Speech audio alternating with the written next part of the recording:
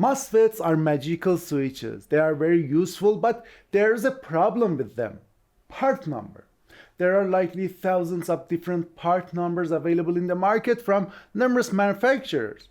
When you are going to choose a MOSFET part number for a particular load, like this DC motor which is operating on 30 volts and drawing amperes of current, you have to consider some parameters.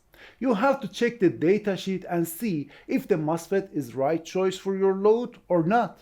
In this video, we are going to consider 5 key parameters of a MOSFET, and we will search for a suitable MOSFET for switching this 30 volt 2 ampere DC motor using commands from microcontroller. Also, we will look at datasheets for 6 popular MOSFETs. Curious to see how it all unfolds? Stick with me until the end to find out. Take the journey with me until the end. MOSFETs are a kind of transistors and they are used for switching and amplification. They are divided into 2 main categories: enhancement mode MOSFETs and depletion mode MOSFETs. Since enhancement modes are more popular than depletion mode, I'll only consider enhancement mode part numbers and I'll skip depletion mode. So from now on, when I refer to a MOSFET in this video, I mean enhancement mode MOSFET. MOSFETs have 3 pins: gate, source, and drain. By applying a voltage to gate source of a MOSFET, it will conduct electricity through its drain and source terminals. MOSFETs fall into 2 main groups: P-channel MOSFETs and N-channel MOSFETs. To switch a load like this DC motor, it's possible to use either of them, P-channel or N-channel, but there's a subtle point here. For switching a DC motor like this one using a P-channel MOSFET, you have to connect one lead to ground and switch other lead to 30 volts using a P-channel MOSFET. And to switch the DC motor using an N-channel, you have to connect one lead to 30 volts and switch other lead to ground using an N-channel MOSFET. Then, by applying a proper voltage to gate source, you can command the DC motor. By applying proper voltage to the gate source, it's really unclear how much voltage we have to apply. Here is where I have to introduce the first parameter, parameter number 1, gate source voltage and gate source threshold voltage. Gate source voltage and gate threshold voltage are really important parameters. Let me explain on a real datasheet. I have chosen SPP20N60 MOSFET randomly from my transistors in stock for switching my DC motor. This is datasheet for SPP20N60 MOSFET, and I'm going to find out how much voltage I need to apply to its gate source to switch this MOSFET. Look here at the first page, I found gate source voltage, VGS, and also there is another parameter here at page 2 which indicates the gate source threshold voltage. It's here, gate threshold voltage. Look, VGS TH. This parameter, I mean gate source voltage, indicates the maximum voltage that the MOSFET can tolerate at its gate source here, which is VGS equal to plus or minus 20 volts. Look, and gate source threshold voltage here indicates the voltage level in which the MOSFET turns on, which is typically 4.5 volts for SPP20N60.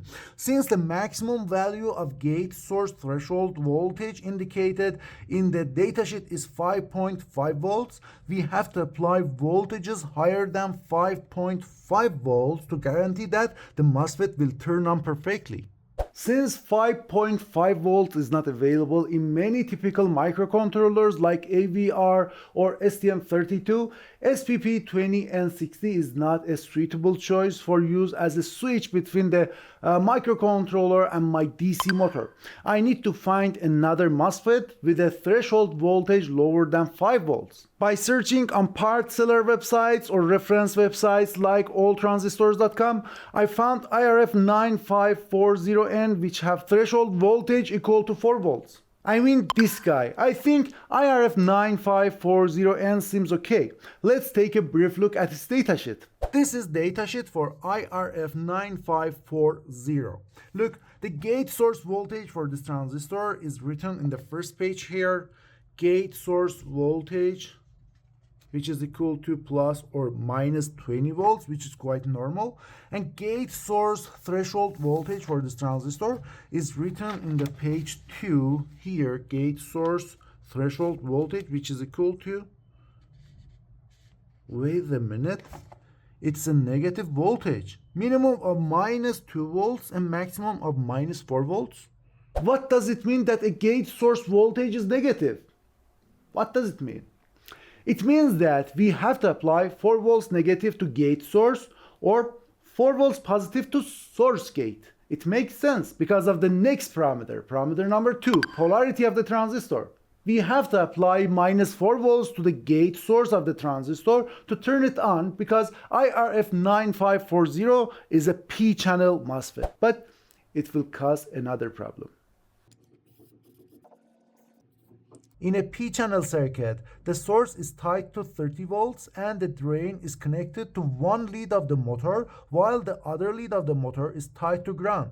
Now, by applying voltages to the gate, we can control the state of the motor. For example, if we apply 20 volts to the gate terminal here, the gate source voltage will be minus 10 volts and source gate voltage will be positive 10 volts.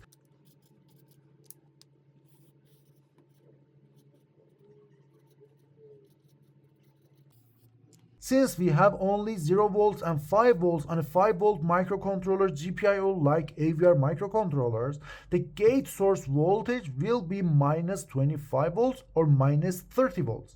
Both of these minus 25 volts or minus 30 volts will result in turning this transistor and consequently turning this motor on. In fact, the MCU will not be able to stop the motor. Also, there is another problem here. The gate source voltage. These voltages are out of the maximum tolerable voltage for this transistor on its gate source. The maximum gate source voltage was plus or minus 20 volts and applying minus 25 volts or minus 30 volts will damage the MOSFET.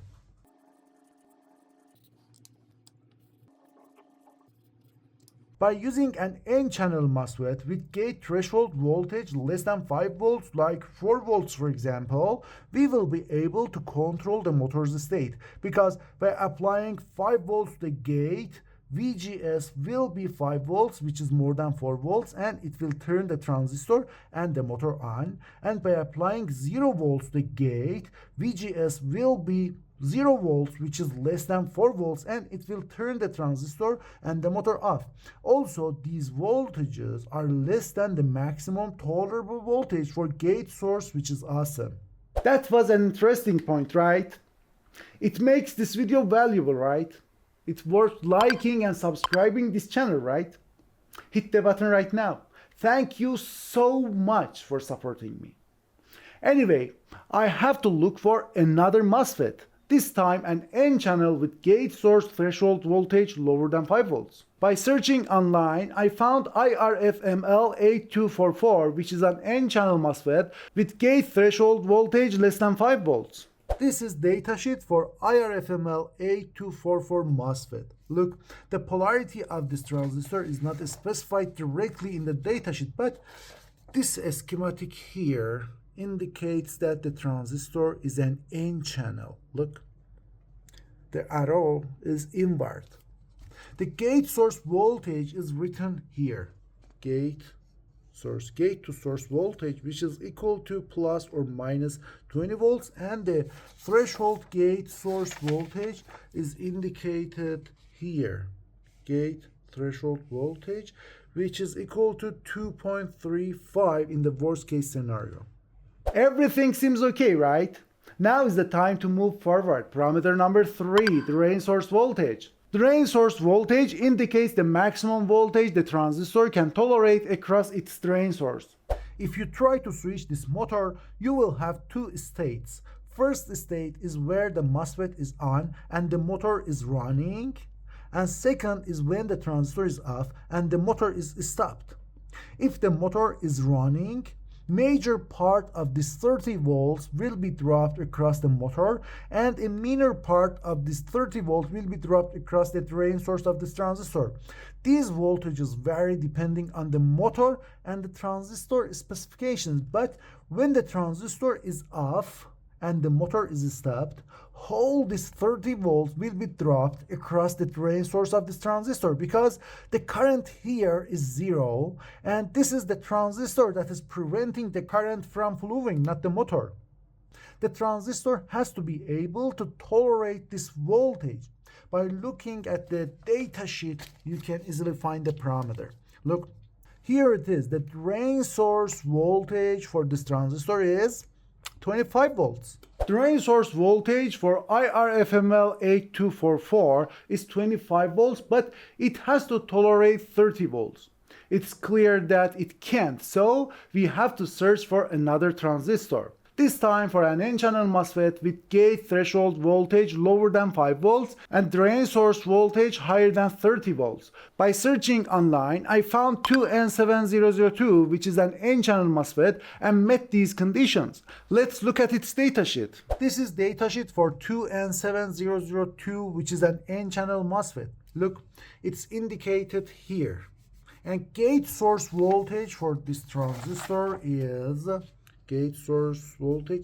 plus or minus 30 volts, and gate source threshold voltage is 2.75 at the worst case scenario, which is pretty good for AVR or even STM32 microcontrollers. On the other hand, we have a 60 volts drain source voltage, which is far higher than 30 volts, the motor's operating voltage. Just like the previous step, everything about 2N7002 seems nice, and we can move on to the next parameter. Parameter number 4, drain current. Drain current is a parameter of MOSFET that indicates the maximum current the MOSFET can handle through its drain to source and remain untoasted. For this motor, we need at least 2 amperes. Let's see how much current the 2N7002 can handle. Drain source voltage is problem when the motor is stopped, but contrary to drain source voltage, drain current is not a problem when the motor is stopped. But as soon as turning the transistor on, the motor will start drawing current about 2 amperes, and if the transistor can't handle 2 amperes, it will be roasted. Look at the ID parameter here, which indicates the drain current for this transistor. It's just 300 milliamperes in the best case scenario. It means that this transistor can't handle the current needed for my motor. It will be roasted if I use this transistor to switch this motor. So, the drain current is a very important parameter when selecting the right MOSFET for a particular load. Now, I need to search for another transistor. By searching for an N-channel MOSFET with these specifications, I finally found IRF630, which perfectly met these conditions. This is datasheet for IRF630, which is an N-channel MOSFET and can handle 9 amperes of current. Look, the ID here is 5.7 amperes at the worst case scenario, where the temperature is 100 degrees Celsius, which is far higher than 2 amperes we need. Also, the drain source voltage here is 200 volts, which is much higher than our needs, and gate source threshold voltage is 4 volts in the worst case scenario, which is lower than 5 volts we have at GPIO. It seems that the IRF630 perfectly meets our needs and is the transistor we were looking for. Actually, it is from technical point of view, but from optimization point of view, it is not the best case. Let me explain. IRF630 is technically suitable for driving a 30 volt 2 ampere DC motor. I mean, it can handle the voltage and current needed for the motor, but by considering other parameters, it is clear that we can find more preferable transistors. Parameters like parameter number 5, size and price. We can find smaller and cheaper transistors that meet our needs. It's obvious that such a transistor is more desirable than IRF630. By searching online, I found IRLL2705, which is much smaller and cheaper than IRF630 and meets our needs. This is datasheet for IRLL2705, which is an N-channel MOSFET.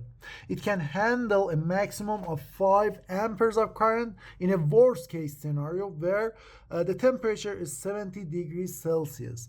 It can withstand 60 volts on its drain source. Look, drain source voltage is 60 volts and the gate source threshold voltage is 3 volts here. Look, gate threshold voltage is 3 volts in a worst case scenario, and it is much smaller and cheaper than IRF630, this one. Look, this IRF630 is in TO220 package, but this IRLL2705 is in SOT223 package. I think IRLL2705 is suitable for driving the motor through commands from a microcontroller. However, when driving high voltage motors, you need to be more careful and use some techniques like soft starting or snubber circuits, or sometimes using gate driver equipment, etc. Anyway, there are some other parameters that are not essential, but understanding these parameters can be quite beneficial. Parameters like power dissipation, which is introduced as essential parameter for BJTs in this video, but for a MOSFET it is not much restrictive, so I didn't consider that as an essential parameter. As I mentioned earlier, when the transistor is on and the motor is running, a major part of this 30 volt will be dropped on the motor and the minor part of this 30 volt will be dropped on the transistor. The minor part of this 30 volt which is dropped on the transistor is called VDS on. The power dissipation of a MOSFET is equal to drain current multiplied by VDS on. Look at this graph here. It shows drain current versus drain source voltage. This is the same graph here. Since we are going to apply 5 volts to the gate, we have to consider this curve. On the other hand, the motor is drawing 2 amperes here. So the drain current is 2 amperes and drain source voltage has to be something around here, which is equal to 0.1 volts at this condition. Then the power dissipated by this transistor will be around 0.2 watts, which is much lower than 1.2 watt maximum power dissipation of this transistor at 70 degrees Celsius. There are many other parameters, each with its own importance, and each of them will be critical in a certain scenario. But the parameters that we had considered in this video were the most important parameters of a MOSFET, and considering these parameters will be enough in most cases. Anyway, we have reached the final moments of this video. Thanks for watching. If you enjoyed watching this video, don't forget to hit the like button and subscribe for more contents like this. Until the next video, take care, have a good one.